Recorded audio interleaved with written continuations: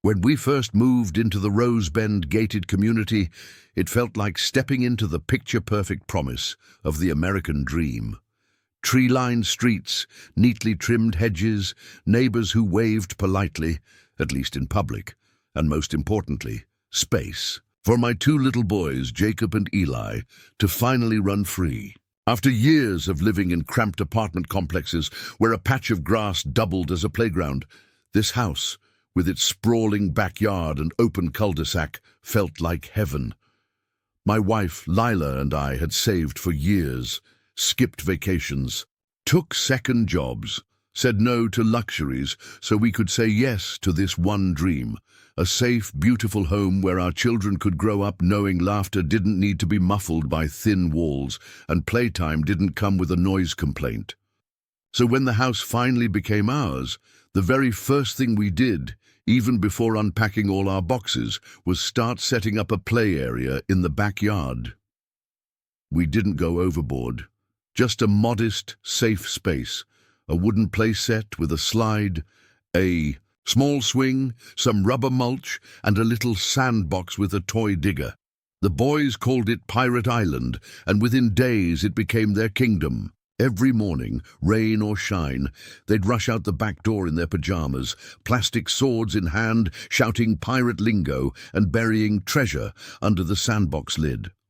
Lila and I would sip coffee from the porch, sharing glances that said, "We did it, we made this life happen, for them."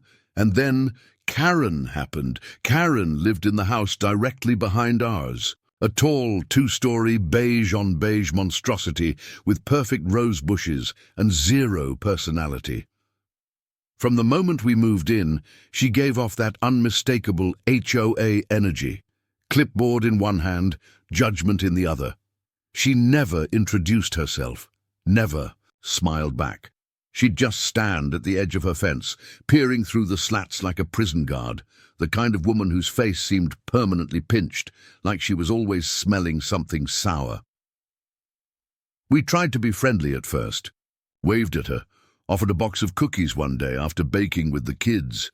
She rejected them with a curt, "too much sugar," before walking back into her house without another word. I shrugged it off. Not everyone is friendly, right? Some. People just like their privacy, but Karen wasn't just unfriendly, she was invested, in control. And it became clear very quickly that she viewed the HOA as her personal kingdom and our family as a direct threat to her peace. The first letter came 2 weeks after we finished building Pirate Island. Notice of non-compliant backyard modifications. Apparently, we had failed to get prior architectural committee approval for the installation of our wooden playset. According to the HOA manual, which she kindly highlighted in neon, any structural addition, even in the backyard, required permission. It was absurd. This wasn't a shed, it wasn't a pergola or a guest house, it was a $400 playset from a local family-run shop. Still, we complied. I filled out the forms, attached pictures, submitted them to the committee, and waited. While we waited, Karen didn't. She took photos from her second-floor window. She complained about early morning noise disturbances. She reported that our structure obstructed her sightline and natural lighting. Every day brought a new letter. Every letter sounded more personal, more venomous, more obsessed. That's when I started documenting everything. Every note, every letter, every conversation, recorded, filed, time-stamped, because something told me this woman wasn't going to stop. And I wasn't about to let her bulldoze the joy out of my kids' lives without a fight. And now, before we get deeper into this HOA horror, I've got a quick favor to ask. If you're enjoying this unfolding mess of neighborhood madness, do be a solid. Hit that like button, subscribe to the channel for more juicy stories, and share this with a friend who's ever dealt with a nosy neighbor or power-drunk HOA member. All right, back to Karen's tyranny. About 3 weeks after the first complaint, we got a final notice. The HOA committee, in unanimous agreement, had denied our playset. No explanation, no visit, no compromise. Just a flat rejection with The classic HOA reasoning does not align with the aesthetic cohesion of the neighborhood. The boys were heartbroken. When I told them the playset had to come down, Jacob, who was only 6 at the time, looked up at me with the biggest, wettest eyes I've ever seen and whispered, "Did we do something bad, Daddy?" I swear to God, I could have snapped the letter in half with one hand and marched straight over to Karen's front door to demand an ounce of human decency. But I didn't, because I knew that's exactly what she wanted, for me to lose my cool so she could call security and frame me as the problem. Instead, I took a breath, promised my kids I'd figure something out, and started planning. But before I could even submit an appeal, tragedy struck, literally. One rainy Saturday morning, I walked out onto the porch with my coffee in hand, only to find Pirate Island in ruins. The swing was broken in half, the slide was missing, the sandbox had been overturned, and the wooden frame had deep gouge marks in it like it had been attacked with a crowbar or axe. I dropped my mug right there on the porch, shattering it as I sprinted across the lawn. At first I thought it was weather damage, but the second I saw the screws twisted loose from the frame, not rusted or worn but forcibly removed, I knew. Someone had done this. Deliberately, I filed a police report, took pictures, even flagged down one of the HOA security patrol cars and asked if their cameras picked up anything. The answer, of course not. System was down for maintenance. Karen, naturally, had been in bed all night with a migraine. She told me this herself with a sickly sweet smile when I asked if she heard anything strange. The very next day, I called an emergency meeting with the HOA board. Not a complaint, not a request, a demand. I wasn't going to take this lying down, not when someone had crossed the line from bureaucratic bullying to criminal destruction, and more importantly, not when my kids were too scared to play outside, in their own backyard. I showed up to the clubhouse with a folder full of evidence, photos, timestamps, receipts, even the initial approvals I had submitted. And what did I get? Shrugs. Lip service, a hollow promise that an internal investigation would be launched. The president of the board, a doughy man with a weak handshake and a voice that sounded like it was permanently stuck in apology mode, mumbled something about limited jurisdiction and uncertainty around enforcement responsibility. I looked at him and said, "So if I destroyed Karen's rose bushes tomorrow morning with a chainsaw, would that be an enforcement issue or just a community misunderstanding?" His face turned the color of day-old tuna salad. "We asked that. Neighbors work together through mediation," he croaked. "Of course, mediation. Because nothing screams, 'Let's compromise,' like watching your kids cry over a demolished playset." After the meeting, I walked home fuming. And as I approached my house, I saw Karen in her driveway, adjusting a lawn ornament shaped like a goose in a sun hat. She looked up, made eye contact with me, and, God help me, smirked. Not a big grin, not a laugh, just the smallest twitch of her lips, enough to confirm what I already knew in my gut. She did it. That night, after the kids were in bed, Lila and I sat on the back porch, staring at the wreckage of what used to be Pirate Island. She looked tired, not just physically but spiritually tired, like the kind of tired you get from trying to keep hope alive. In a place where pettiness ruled. "I feel like we're always reacting," she said quietly. "Always trying to explain ourselves, always trying to be decent while people like her keep winning." And that's when it hit me. Karen hadn't won, not yet. She had destroyed something we loved, but not the reason we built it. And that reason, joy, freedom, family, that was still alive in our boys, waiting to be reclaimed. So I started planning. Not a revenge prank, not a vandalism stunt, not another appeal to an HOA board that clearly had no spine. No, this was going to be bigger, smarter, permanent. You see, I work in landscape architecture. That's my actual job. I design green spaces, parks, and public installations for cities and private developers. And one thing I know better than most? Zoning loopholes. Land use easements. The legal technicalities that make the difference between not allowed and, well, actually, I started by pulling the community map, and there it was, a narrow sliver of undeveloped land that bordered the back of Karen's lot, land that belonged not to her, but to the city. For years, it had been marked for future municipal use, which in HOA speak means probably nothing ever.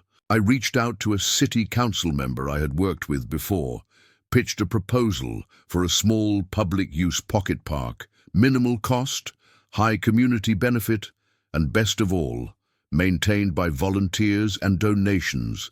No taxpayer burden. He loved it, said it would look good on the city's monthly report, asked me to draw up a design, so I did. I created a blueprint for a child-friendly mini-park with a nature play zone, sensory gardens, a shaded seating area, and, my favorite part, a raised jungle gym built exactly where it would obstruct the rear-facing windows of Karen's house. Not illegally, just inconveniently, no privacy laws broken. Just trees, laughter, and brightly colored structures where her pristine sightline used to be. Of course, I didn't put her name in the proposal, just said the new location would maximize sunlight access for children and reduce noise bleed into denser parts of the neighborhood. The city approved it in 3 weeks. Word got out, and the neighborhood. They rallied like I never expected. Parents, grandparents, dog walkers, even teens bored out of their minds showed up to volunteer. We called it the Rosebend Grove. I made signs. I printed shirts. I even set up a GoFundMe that raised over $12,000 in less than 10 days. Karen. She was losing her mind. The first time she saw me out there with a tape measure and a clipboard, she stormed across the property line demanding to see a permit. I showed her the city-issued paperwork with a smile that could curdle milk. She stood frozen for a few seconds, then hissed, "This is harassment." I chuckled. "No, Karen, this is gardening. You can tell the difference because it smells better." She threatened to sue. I told her to go ahead. Public land, public use, community project backed by city ordinance. Good luck finding a judge who cares about her lost view of beige fences. And then she made the ultimate mistake. She tried to sabotage the construction. One night, someone ripped out 4 newly planted saplings, stole 2 bags of mulch, and poured paint across the foundation markers. We had security cameras this time. I installed them myself, discreetly, thanks to the city's volunteer safety monitor guidelines. The footage was crystal clear. Karen, at 3:14 a.m., wearing a black hoodie and dragging a sack of stolen bark like the world's saddest eco-villain. The city official didn't even wait for me to file the report. They'd seen the footage too. Karen received a cease and desist order, along with a $4,000 fine for destruction of public property. She tried to fight it, pleaded that she was sleepwalking and mistook the park for her yard. The magistrate wasn't amused. "Ma'am, you crossed 3 fences, unlocked a gate, and used gardening gloves." The park continued. And soon, it wasn't just a project. It was a movement. Kids who never had anywhere to play now had climbing ropes and balance beams. Elderly neighbors came out with folding chairs just to watch the joy. Lila started a weekend reading circle under the big tree we planted. And my sons, they called it Freedom Forest. They never once mentioned Pirate Island again. Karen became obsessed. She would stand at the edge of her backyard every morning in her fluffy pink robe, clutching a pair of binoculars like she was a security guard at a maximum security prison. And it wasn't just occasional peeking. I'm talking about full-on surveillance shifts, morning, noon, and even after dark with a flashlight pressed against her window. The irony, she was the one who had complained that my kids' playset was unsightly. Now she had to endure the daily eyesore of actual children laughing, playing, and squealing in a professionally designed park right outside her rear deck. It was poetic, and as the park continued to blossom, literally thanks to the rose. Bushes donated by a local nursery. Karen's mood wilted like an unwatered ficus. She sent dozens of emails to the HOA board, to the city council, even to the fire department, each one more unhinged than the last. She claimed we were harboring illegal garden gnomes, that the trees posed a risk of falling onto her hydrangeas. At one point, she demanded a noise curfew at the park starting at 3 p.m. Yes, 3 p.m., because apparently that's when children's laughter becomes too aggressive for her meditative yoga routine. The city council ignored her. The HOA board was powerless. And the neighbors? They were starting to talk. Whispers about how Karen needed help and wasn't the same anymore started making the rounds. No one wanted to sit near her at HOA meetings. People began avoiding eye contact when she walked her dog, a miserable, shivering Pomeranian, named King, who looked like he wanted to file for his own restraining order. Meanwhile, I kept building. With every new fixture added to the park, whether it was the tire swing crafted from upcycled materials or the community garden planted by the local high school's environmental club, Karen's grip on her once feared reputation loosened like a knot in the rain. Then came the tipping point. We decided to host a community event, Rosebend Family Fun Day, a full-blown neighborhood celebration to officially inaugurate the park. There would be a bounce house, face painting, barbecue, a magic show, and a pie-eating contest. And at the center of it all, a ribbon-cutting ceremony with a local news crew scheduled to cover the story. I even invited the mayor, not expecting him to show, but to everyone's surprise, his office sent a representative with a shiny pair of golden scissors and a speech about grassroots activism and the power of neighbors coming together. Karen lost it. On the morning of the event, she called the police, not once, not twice, but 6 times. The first time, she reported a suspicious gathering. Officers arrived, saw balloons, toddlers, and cupcakes, and politely waved before leaving. Second call, noise violation. The officer laughed when he saw the magic show and asked for a slice of pie. Third call, unlicensed street vendor. Our barbecue guy, Tony, who is literally a licensed chef with a food truck parked 3 feet from the curb. By the 5th call, the police had stopped showing up, so Karen did what Karen does best. She made herself the center of the show. Right in the middle of the ribbon cutting, as kids screamed with excitement and camera shutters clicked, Karen stormed into the park, wearing a sun hat the size of a satellite dish and a t-shirt that said, HOAs Matter. She marched up to the podium, shoved past the city rep, and began shouting about property value sabotage and unauthorized ribbon usage. I wish I were joking. The mayor's rep calmly pulled her aside and explained that she was trespassing on public land during a permitted city event. Karen screamed that we were weaponizing playgrounds. The cameras rolled the entire time. Local news footage later aired the clip under the title, Park Karen Has Public Meltdown at Family Event. The comments section was brutal. After that, Karen disappeared for a while, like full hermit mode. No gardening, no mail retrieval, no binocular stakeouts, just closed curtains and a porch light that flickered like a horror movie prop. At first, I figured she'd finally reached her breaking point, maybe even learned her lesson, but I underestimated her. Karen wasn't done. She was reloading. About a week after Fun Day, we received an unexpected envelope in the mail. No return address, just a crisp legal seal. Inside was a lawsuit, filed by Karen, against me, my wife, the HOA, the city council, and get this, Tony the BBQ guy. Her claim, emotional distress, loss of privacy, permanent damage to her mental health caused by unauthorized park construction and neighborhood ostracization. It was 12 pages of pure fantasy. My lawyer, a friend from college who handles small business disputes, called it the legal equivalent of a toddler's tantrum written in Comic Sans. Still, it was official. I had to respond. So we did, swiftly, with a full countersuit and a petition signed by over 200 residents attesting to Karen's harassment, destruction of property, and repeated false police reports. The judge scheduled a hearing.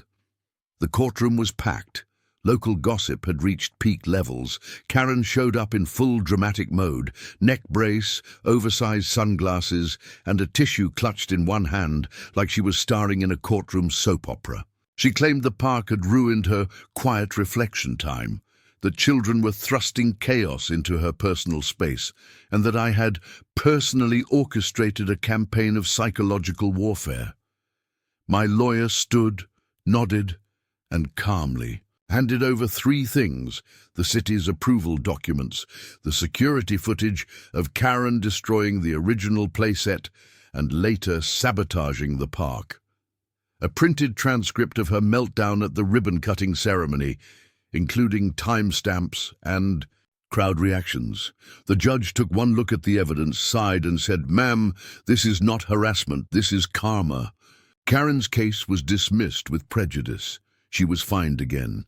This time $7,000 for wasting city resources and filing a frivolous lawsuit. I expected her to slink away quietly, but not Karen. After the lawsuit debacle, Karen's reputation in Rosebend Estates was shredded more brutally than her infamous HOA newsletters. People who once entertained her drama now avoided her like she was handing out rabies on the sidewalk. Neighbors crossed the street when they saw her approaching. Local kids whispered legends about the witch behind the fence. And her own HOA board, the same one she used to dominate with side-eyes and passive-aggressive muffins, quietly voted to suspend her from any official neighborhood responsibilities. That should have been the end. But you know Karen, she wasn't just bruised. She was vengeful. And when a narcissist loses their grip on a community they once ruled, their next move isn't reflection, it's sabotage. One morning, Lila and I walked out to the park and found something strange. Not vandalism this time, but inconvenience. Every trash bin was mysteriously filled with moldy lettuce and shredded paper. The dog poop stations had bags tied so tightly they were unusable. Someone had glued the sandbox lids shut. It was like a toddler prank war, but we weren't dealing with toddlers. We were dealing with Karen, who had apparently decided that if she couldn't win through courts, council complaints, or covert gardening terrorism, she'd resort to annoyance. I kept the cameras rolling. Every time she snuck into the park at night to knock over a bench or dump water on the chalkboard wall, we caught it. I didn't post the footage online. Yet. Instead, I sent it directly to the City Council's Parks and Rec liaison and copied the HOA board, the local police, and our neighborhood newsletter's editor, a retired English teacher who loved nothing more than a juicy scandal. Soon, Park, Watch, the Karen Chronicles, became a weekly segment in the HOA bulletin. Karen was livid. She tried sending cease and desist letters. She tried accusing us of harassment, but by this point her credibility was dust in the wind. People who once stayed neutral now actively volunteered to watch her house. The park had become more than a play area. It was a symbol, a quiet rebellion against tyrannical neighborhood rule. A beacon of joy, unity, and frankly defiance. But Karen wasn't quite finished. She saved her boldest move for what she thought would be her grand finale.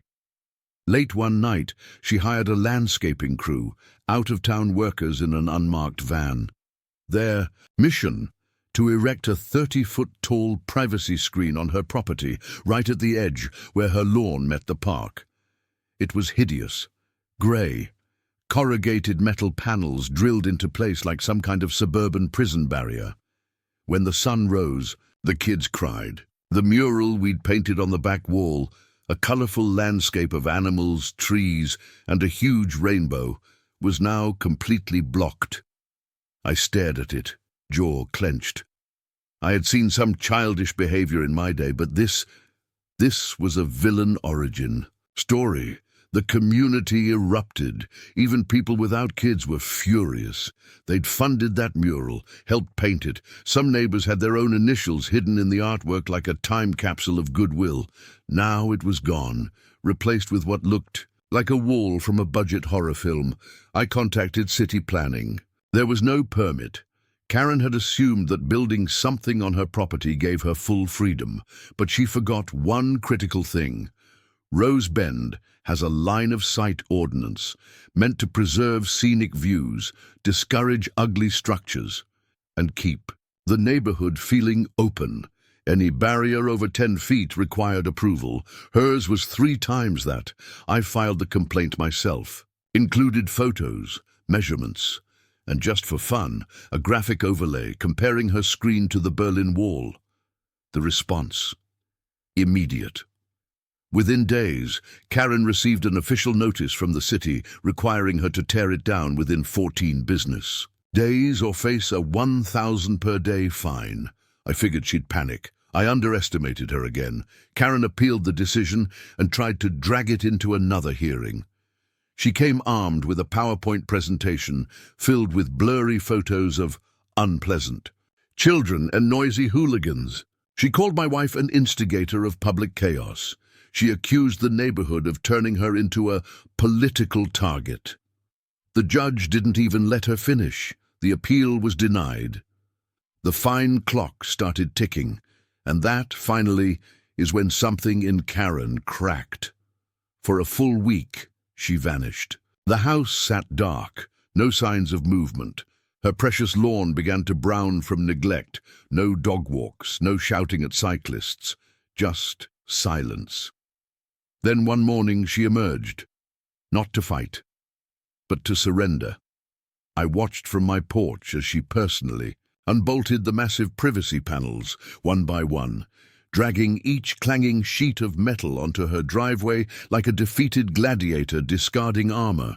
No landscaping crew, no helpers, just her, sweating and muttering and red-faced as neighbors watched from their yards, pretending to water plants that didn't need watering. When she was done, she looked up. Our eyes met, and for the first time, she didn't smirk. She looked exhausted, but still I didn't gloat. I didn't yell, "I told you so," or take a victory lap around the block. That wasn't what this was about. This was about reclaiming joy. And if that meant watching a bitter woman face the consequences of her own pride, then so be it. That night, the mural shone again under the park lights. The kids returned with sidewalk. Chalk. The laughter came back. And Karen, she retreated behind closed curtains. The calm didn't last long. It never does with people like Karen. Just when the community thought they could breathe again, something strange started happening. Notes.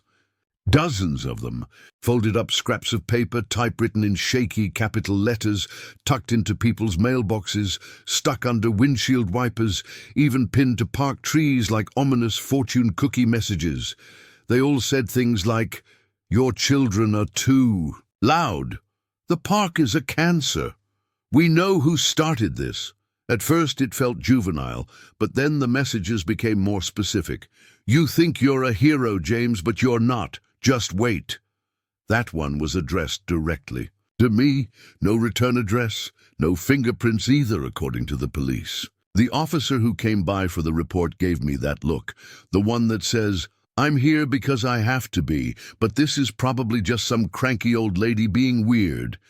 But it didn't feel weird. It felt dangerous. It felt targeted. Lila wanted to let it go. "If we give her attention, she wins," she said. But this wasn't just about me anymore. It was about our kids, our neighbors, our safety.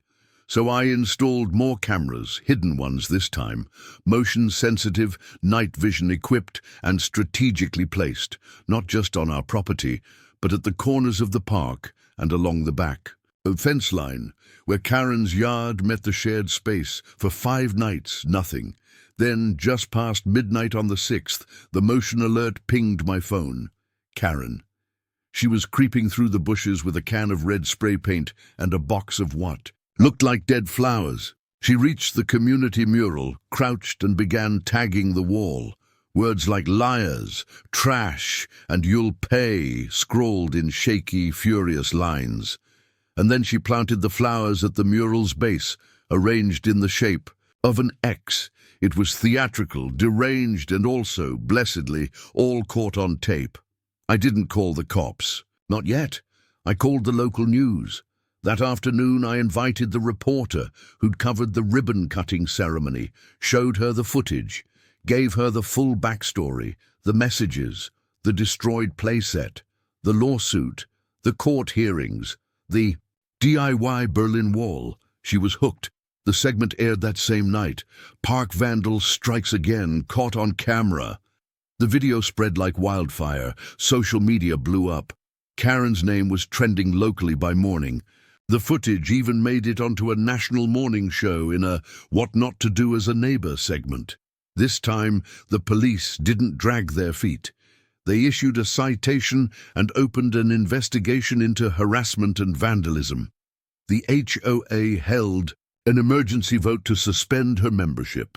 Several residents filed restraining orders. Even King, her miserable Pomeranian, ended up getting rehomed by a rescue group after someone tipped them off about neglect.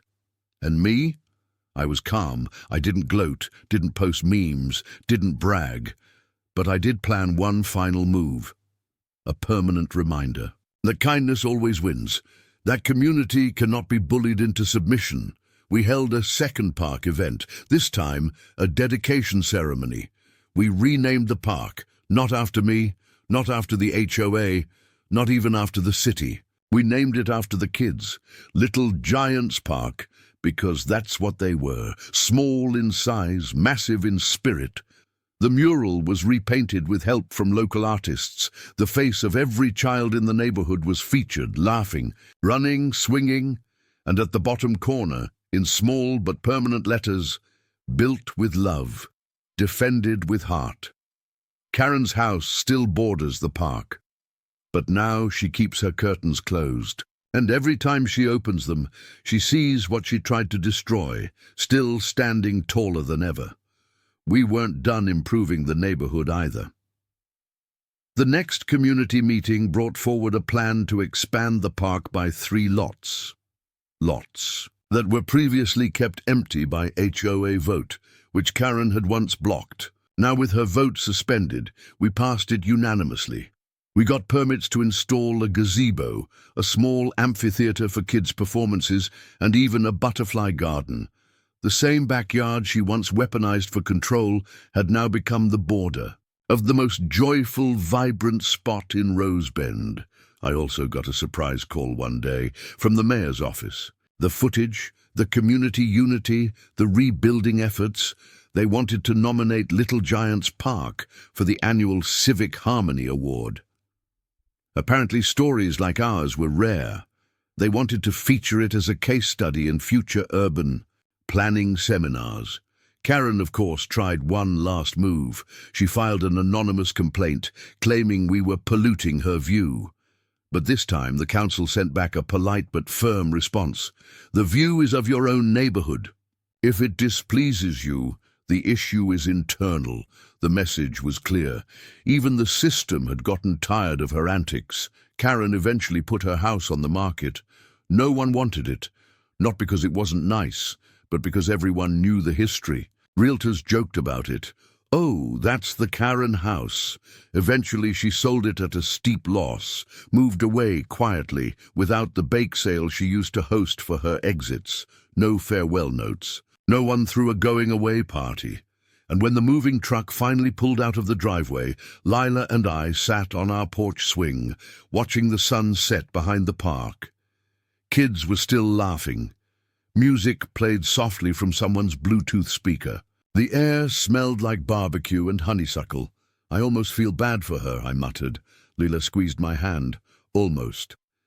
And just like that, peace returned. But this time, it stayed. After Karen's departure, the neighborhood felt like it had collectively exhaled for the first time in years. The tension that once pulsed through the cul-de-sac like a live wire was gone, replaced by something unfamiliar: ease. Children played, more freely, Laughter echoed longer into the evenings, and even the elderly couples found themselves lingering outside on their porches, soaking in the renewed peace. James found himself rediscovering joy in the simple things, raking leaves, fixing the loose picket on his front fence, and hosting impromptu neighborhood potlucks. Without Karen's constant interference, the HOA meetings became productive and, even, dare anyone say it, fun. The same neighbors who once avoided eye contact now coordinated weekly cleanup days and holiday decorating contests. And the park, Little Giants Park, flourished. Trees bloomed faster, birds seemed louder, and the mural was constantly surrounded by kids, pointing out their painted faces with pride. It was the community James always dreamed of, and finally had. But in the calm that followed the storm, James still carried the bruises of the battle. Not physical bruises, those had long healed, but emotional ones. There were nights when he would wake up in cold sweats, remembering the anonymous letters, the legal threats, and the cold, vindictive stare Karen used to give from behind her curtains. There were days when he wondered if the peace would last. Trauma leaves echoes, even when the source is gone.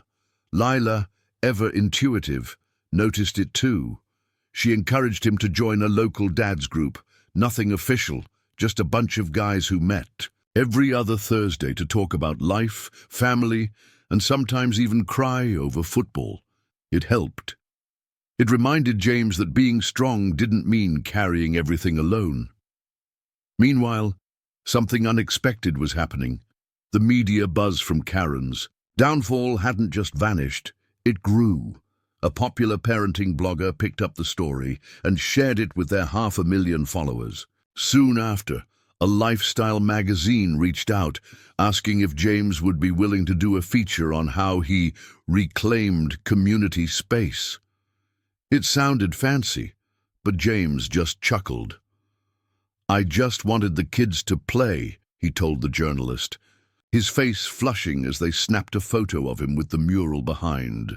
But the story spread. Emails from other neighborhoods began pouring in, places struggling with tyrannical HOAs, families scared to speak up, parents inspired by James's courage. Some sent photos of their own tiny parks in progress, tagging Shaw Little Giants on social media as a tribute. It was during one of these long evenings, scrolling through messages of support, that James received a letter that stopped him cold. It was handwritten, cursive, old school, no return address. For a second, a flicker of fear hit him, but this wasn't a threat. It was an apology. "James," it began, "I was one of the ones who voted against you. I was scared. I didn't want trouble. But watching you stand up for what was right changed me. I'm sorry. I hope you'll accept this note as a beginning. I've started speaking up more in my own community.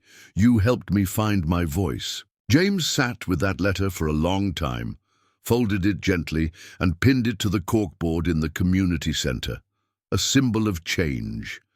He did more than pin the letter.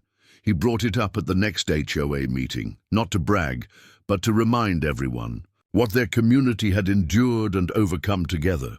The room was quiet when he read it aloud. Even the new president of the HOA, yes, someone else, finally took over the post after Karen's meltdown, was visibly moved. There were tears in the eyes of the once grumpy Mr. Holloway, who had voted with Karen more times than he cared to admit. "I didn't think we could come back from all that," he whispered to James afterward. "But you proved me wrong." It was the kind of moment that stitched up old wounds without fanfare. James didn't want praise.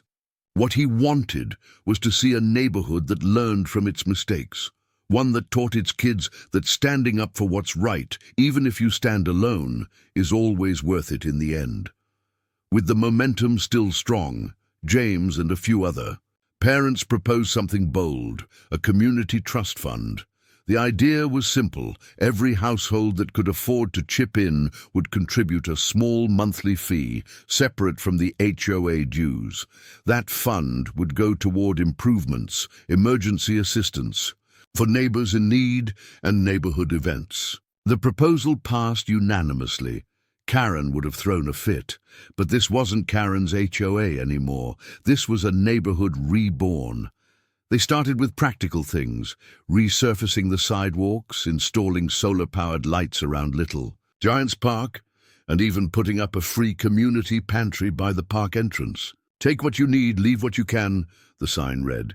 Within weeks, the pantry became a symbol of pride, constantly stocked with canned goods, diapers, notebooks, and sometimes anonymous notes of encouragement. But what happened next solidified the legacy of what James and the neighborhood had built. A young couple moved into Karen's old house. Fresh out of grad school, they were nervous but excited first-time homeowners. When they attended their first HOA meeting, James made a point to welcome them personally. He gave them a tour of the park, explained the history, not the bitter version, but the uplifting one, and introduced them to everyone on the block. They looked stunned. "Honestly," the wife said, "we were warned about this street, said it had a rep for being controlling. But this is amazing." That's when it hit James. The neighborhood story had changed. They weren't the street with the mean HOA lady anymore. They were the street with the guy who fought back. The street with the park. The street with a heart. James's kids thrived. His youngest learned to ride a bike on the same trail where the mural now stretched an extra 30 feet.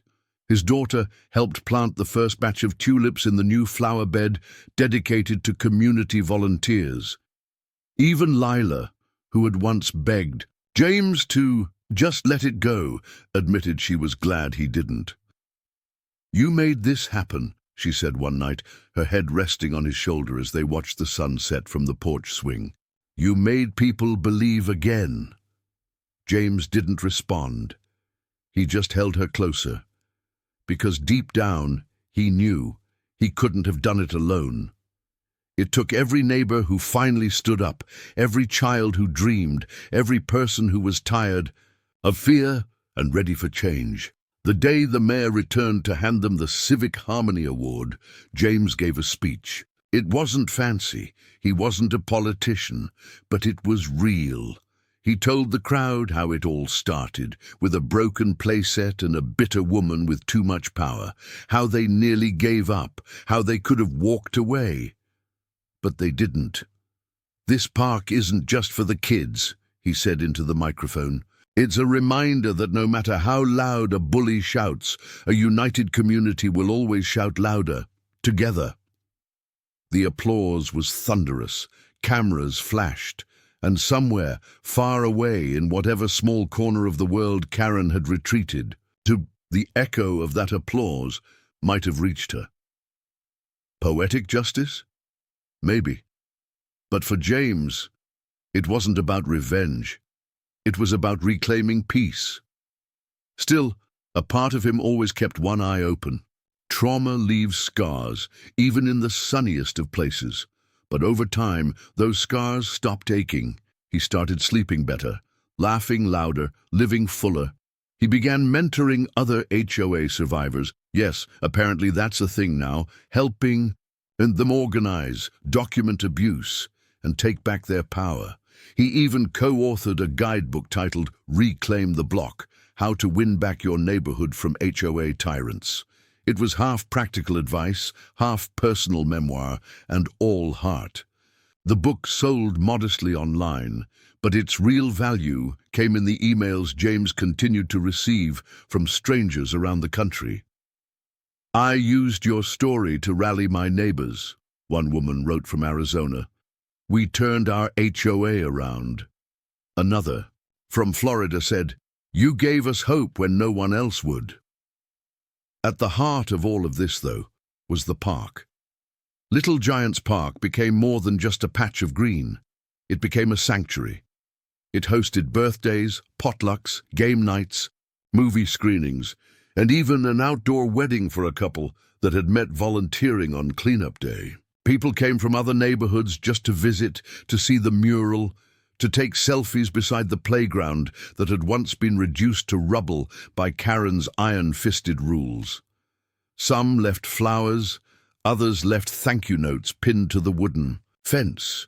The mural grew, evolving with time, with new names and painted handprints added each season. It was alive, breathing the energy of a neighborhood that had learned to love loudly and fiercely. And every time James walked past it, he felt a twinge of something that had once seemed impossible in the wake of Karen's tyranny. He felt pride, pure and unfiltered. James's kids were older now, but they still came back to visit the park like it was sacred ground. His daughter once told her college friends, "This is where my dad became a hero." He had laughed it off, but inside it meant more than words could express. What had begun as an effort to preserve joy for a few neighborhood kids had turned into a movement, one that reminded people of what truly mattered.